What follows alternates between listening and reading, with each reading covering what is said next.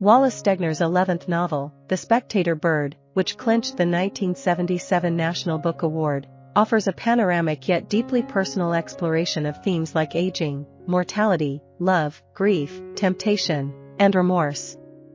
Serving as a sequel to his earlier work All the Little Live Things, 1967, the narrative continues with the protagonist and narrator, retiree Joe Allston, weaving together past and present, life and death, memory and myth.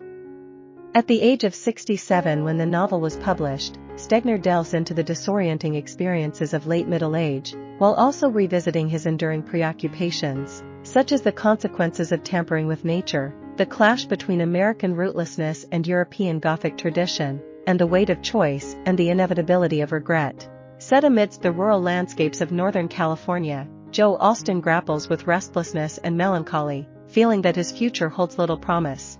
The tragic loss of his son Curtis, a free-spirited surfer, and the lack of a substantial legacy haunt him, compounded by the news of a neighbor's terminal illness. A postcard from his Danish friend Astrid, caring for her dying husband, triggers Joe to revisit a journal from a trip to Denmark in 1954, taken shortly after Curtis's death, in search of familial connections. Encouraged by his wife Ruth, Joe begins reading excerpts from the journal, hoping for solace. The urgency for healing intensifies after a disappointing encounter with Cesare Rulli, a novelist Joe once represented, whose vitality contrasts sharply with Joe's sense of bitterness and stagnation. In the journal, Joe recounts their interactions with Astrid Rettelkrarup, a destitute countess they encountered while renting rooms in Copenhagen. Joe feels drawn to Astrid, empathizing with her estrangement from her husband, a former Nazi collaborator, and her brother, Igor.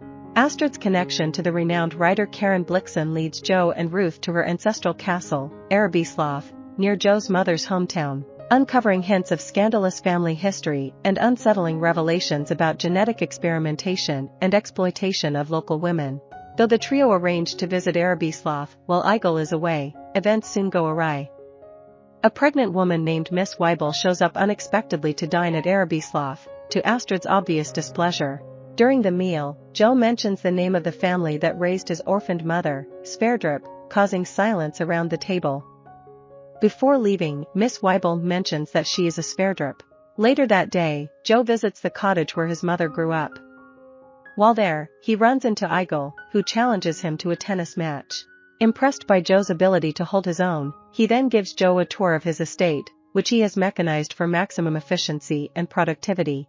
He laments that Nazi experiments in eugenics have made people leery of applying similar breeding principles to humans. He prides himself on the purity of his bloodline, but would like to produce a race of true supermen. Returning to the castle, Joe learns that Astrid's grandmother has experienced a medical emergency, possibly instigated by Joe's faux pas at lunch. She dies shortly afterward, and Joe and Ruth return to Copenhagen.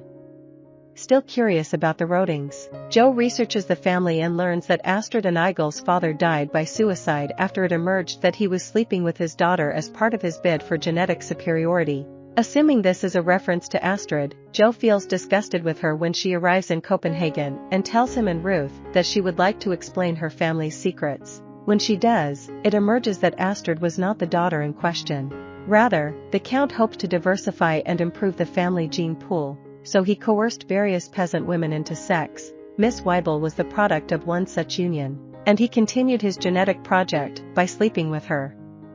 Igor has since adopted his father's practices, having previously had one child with Miss Weibel, his half-sister, and now expecting another.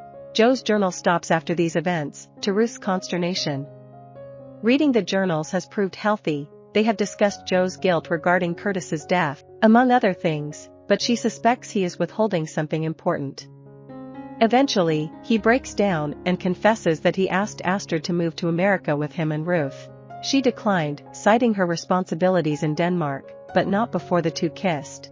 Although Joe has long wondered whether his failure to pursue Astrid further was a mistake, he now recognizes that leaving Ruth certainly would have been. The pair reaffirm their love for one another, and Joe reconciles himself to the path his life has taken. I hope you enjoyed this video. Leave a like if you did, and be sure to subscribe. Thank you.